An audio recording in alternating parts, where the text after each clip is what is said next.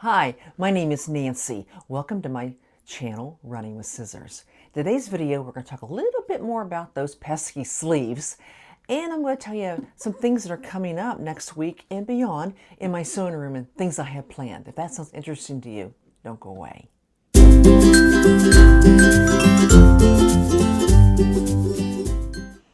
Okay, the video last week. I got a lot of views on that video. I think I must have touched a nerve. Sleeves, they can be difficult. I know some people can put in sleeves with their eyes closed. Myself included, have trouble with sleeves. I found the Nancy Zeman method and thought it sounded interesting, and I got lots of comments. Some people said, looked stupid. Others said, I've never seen it before, I'm going to give it a try. And that's fine. That's what we're all here for. You find something, we share it. If it works, it works. If it doesn't, we move on. So I tried it, and it is a little bit time-consuming, and it works pretty good. But I'm sure there's other methods that you may like better. So, but I always want to share something new that I find. That method's actually been around a long time. In fact, one of the commenters said, back in 1972, when she was a freshman in high school, she was taking a sewing class, and one of the assignments was to demonstrate a sewing technique or a sewing method. And one of the girls in her class demonstrated the Nancy Zeman method for setting in sleeves with the two pencils. So it's been around a long time. But most of the commenters said they had never seen it before. Many said they would like to give it a try. As I said, it may not work for you. It may be something that you try and think, nah, I don't think so. And others may try it and say, I found my new go-to setting in sleeve method. Well, there's more than one method to setting in sleeves. Of course, we all know the tried and true, you know, with the two basting stitches and you pull it and all. That's the one that's used probably 99.9% of the time. Well, I had two of my commenters mention Joy Bernhardt, and she does something called the crimping method. I watched her video. And also Viv Mom, she also does a crimping method, and she actually attributed it to Joy.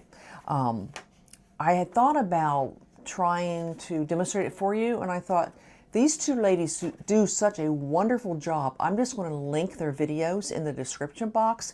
And if you're interested, go ahead and click on those links and watch for yourselves. They're delightful. Both these ladies are just delightful. Viv and Joy are both just delightful.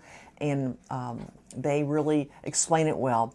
And the next set of sleeves I put in, I think I'm going to try the crimping method and see how that works. I also had someone who mentioned something called the Islander method. You don't use pins. And it was very interesting. I watched that and I'm kind of, okay, you're not using any pins. You hold it with your fingers.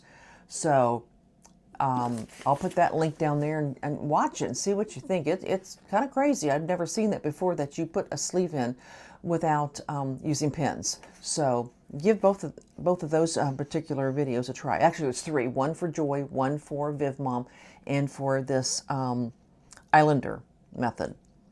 Okay. What's coming up next? Well, starting on September 1st, it's going to be the kickoff of the Dress a Girl Around the World, and Mari from Mari Sews is in charge of it. And she's going to be putting out a video telling you all about it. And there's several, and I didn't count how many, but there's a whole bunch of YouTubers who are participating in doing blogs, and we've all signed up for dates. I'm doing my blog on September 16th. Basically what we're going to do is show you the dresses we made, talk about the patterns, just that type of thing. So mine's on the 16th. So you might want to check in with Mari on the 1st. Also, Alyssa from Thoughtful Creativity on September 1st, she's putting out a new free pattern. She does this every year. And I've already made a couple dresses this year from a pattern from last year or the year before. So you might want to check out her channel and to get a free pattern to use in the Dress a Girl Around the World. So I will be doing dresses. I think I've got 7 made already, and I want to make a few more before the 16th, before I do my blog. Let's see, I've got other things going on too. Let me show you what other things I've got planned. If you've been watching my fabric Wheel of Fate, my next make will be from this viscose satin. I'm going to make a skirt, so that's coming up next. Today, my husband brought me home this University of Kentucky fabric. He is a friend who's a big UK fan, and he really wanted something made from this. He thought about a shirt, but there's not enough of it, because when you open it up, there's a whole big hunk of it cut out. I'm thinking, I haven't measured it out and checked it out yet, but I think there may be enough to make him a apron, like the one I made, with a tie around the neck and around the waist with a couple pockets. I'm going to think about, see if I can do that, if there's enough fabric for him. Something else I got coming up, my 9-year-old granddaughter just loves Hello Kitty, and she would like some pajamas. So I've got this one. Isn't that cute? And I'm going to just make her a nightgown, a knee-length nightgown.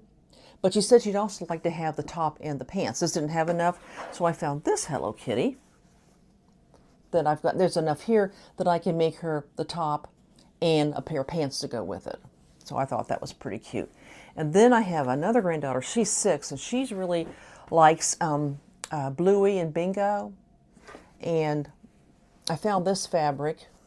Now this is actually a really soft flannel. And I wish I could have found the flannel in the Hello Kitty, but they didn't have that. I couldn't find any. This is, it's not a real heavy, I think it'll be comfortable, in other words, because the pattern said it was for light flannel and lightweight cotton. And I think both of these cotton will be fine. And so I'm going to make her this. So that's what I got in the works. A couple nightgowns, maybe an apron. I got a skirt, and then I've got some more Dress-A-Girl dresses. So I've got my hands full of things to make, and then once I get the skirt done, I've got that one more make that the last of my wheel, and then we'll maybe next year go with that. And then after I get all this stuff made, winter's coming. And I do have some winter fabric up here. I've got some things I like to make in winter. I do have some corduroy up here. I like to make maybe another jumper. I made a jumper last year. I love it, and I'd like to make another jumper. So winter's coming. Also, in November, like the second week in November, my husband and I are going to Hawaii. We're going to take a Hawaiian cruise, and I like to make a few things to take there. In fact, I like to make him a Hawaiian shirt and maybe make me a dress out of the same fabric to wear to a luau. He doesn't normally wear Hawaiian shirts, but I think there's some kind of law that says you have to wear a Hawaiian shirt to a luau. At least that's what I'm going to tell him anyway. So I got a lot of things in the works, a lot of things coming up. So also, I plan on the community tab putting a little poll where you can vote which of the sleeve methods is your favorite, or which you think you try, and I'll put all 4 of them. There's the basting, there's Nancy Z, there's the crimping, and then this Islander method, which I never heard of. You might want to watch their videos first and kind of get a feel for how they're done if you're not familiar with them, and then pop over to my community tab and maybe vote on which one you think you would like better, or which one you would try, or which one's your favorite. So, okay. Well, I've got a lot to keep myself busy.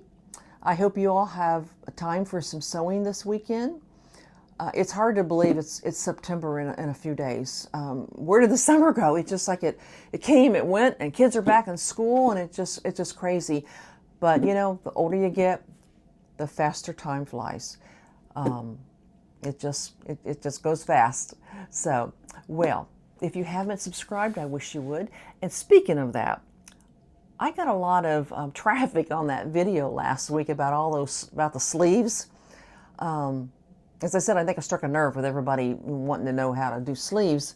And I so appreciate all the views, all the new subscribers and, of course, the old subscribers. I love all my subscribers, and I'm just tickled to death that you watched it, you subscribed. It just makes you feel real good that maybe you're doing something people enjoy watching. Well, you all take care. I'll see you next time. Subscribe if you haven't. Ring the notification bell. Give me a thumbs up. And I will see you next time. You all take care. God bless. Goodbye.